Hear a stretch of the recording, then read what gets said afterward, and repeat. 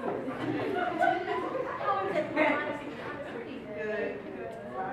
The real question here is, how are you and Pastor Tony? Hey, where the ring at?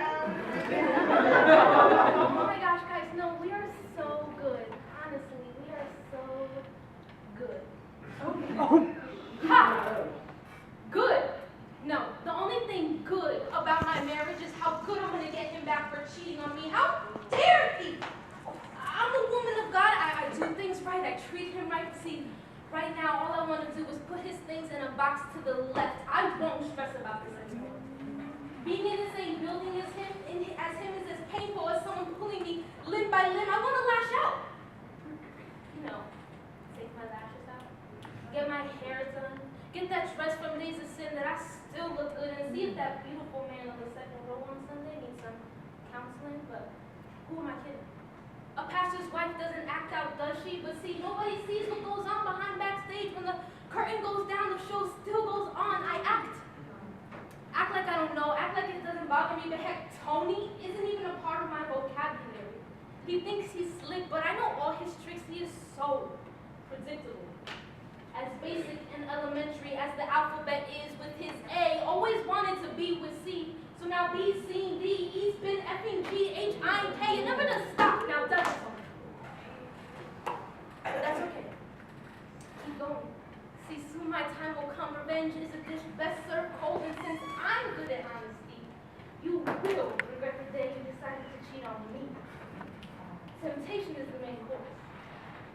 And my appetite is for revenge.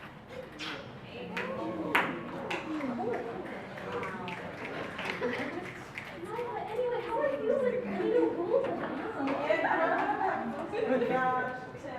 John. His name was John. Yeah, girl. No, girls, I am over that. Actually, I'm not. There are many fears that plague the human soul. The one that bites the hardest is feeling utterly alone. Alone. It's like a disease in this society, carried by the people in the media unawares. Can you tell me one more time how to recite Get a Husband prayers?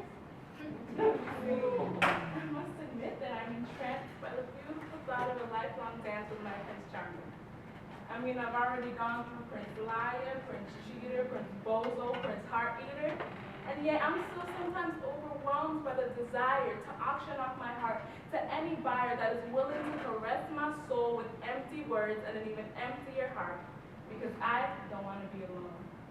Alone on those Friday nights when my girls are off with their mates, alone with no one to hear my worries, my cares, or my hates. Impatience turns to bitterness and then leads to desperation. There are moments where I forget within and hit with frustration. Forget Solomon when he says not to awaken love until the time is right. My time is right now. Temptation is the main course, and my appetite is for desire.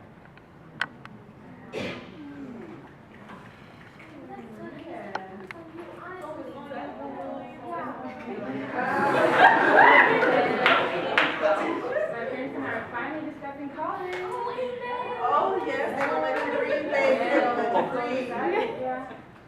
We talked yesterday.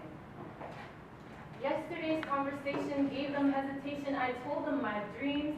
I told them my plans. I wanted them to see the things that I seek. But still, they won't listen. They won't hear me speak. And I am through. I'm so over it, their rules and their plans. My words are like Play-Doh in the palms of their hands. They take them, they shape them however they choose, but I'm tired of feeling so twisted and used. And if home is where the heart is, why is my heart so absent from it? My body's there standing, breathing awake, but my soul has grown cold and painful. It aches. You see, I'm like a bird on the flyaway. I don't know where my home is. I don't know where my home is, and like a poor helpless bird locked up in a cage, I tweet out sweet music to cover my rage. But they've grown accustomed to my ongoing chirps. They consider it nothing, just one of my quirks. And though I imagine the day when I can finally escape beyond those four walls that determine my fate, the day I can get up and just walk away. Walking with my own beats and with my own step, without fear of being the one they regret. It's for those days I hope, waiting patiently, but for now, they're just vague images, betrayed by a dangerous daydream. Temptation is the main course, and my appetite is for rebellion. I love our parents, sis. Yes. Everything will work out just fine. But how about you and your new job as sportscaster? Yay! Must be the money!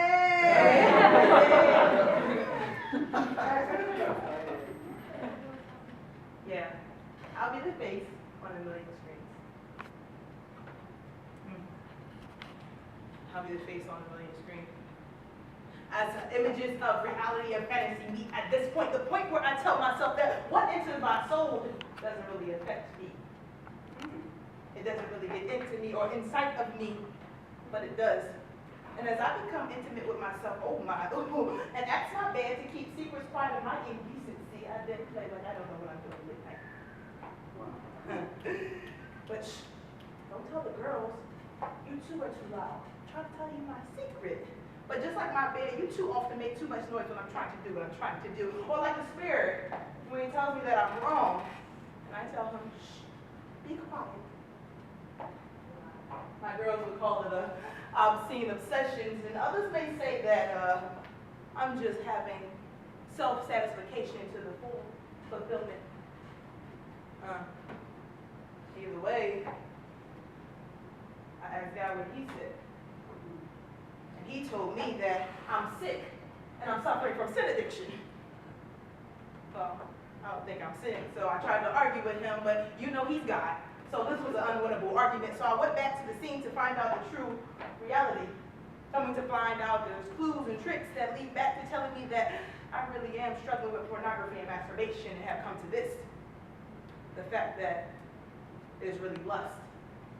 Lust that has took place in these forms. And it's really lust that I'm struggling with. So if you're still not getting it, let me paint you a clear picture so that you can see it. See, I'm a sportscaster and I'm on the face of TV all the time, but every night I go home to my own TV and it excites me in ways that my work will never. Yeah. You know what's crazy is I think I have a problem. I think I might really be sick. Because every night I go home to my TV and to my bed and I meet lust on time like it's prayer rituals and I keep my remote by my side like it's my handy dandy Bible. And ooh, I can't wait to just get a release of that satisfaction. Oh. Yeah. But it's my secret, so don't tell them. And then one day while I was trying to do what I usually do and get my temporary satisfaction real fast, I was in pleasure land doing my thing and happened to snap out and looked over to the side only to see the King of Kings laying next to me. Trying to figure out what he was doing here because I know this is reality. This is no longer fantasy, so this point right here is real. Looking at his face, seeing the disgrace written on his face, and then I looked in his eyes, knowing that what he's seen for all these years had hurt him, but more importantly, it broke his heart. And then it's like he non-verbally said to me, don't you see that your sins added to the crucifixion of me? So I sat there, and ever since then, self-satisfaction or pleasure land, TV land, and late night escapades with myself hasn't been that fun.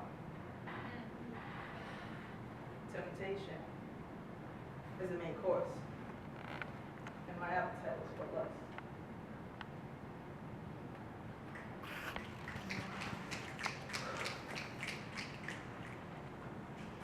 Temptation is the main course, and our appetite is for Desire. Revenge. lust. Rebellion. Party of four, your table is ready. Well, I'm glad we're all doing good. Yeah, doing good.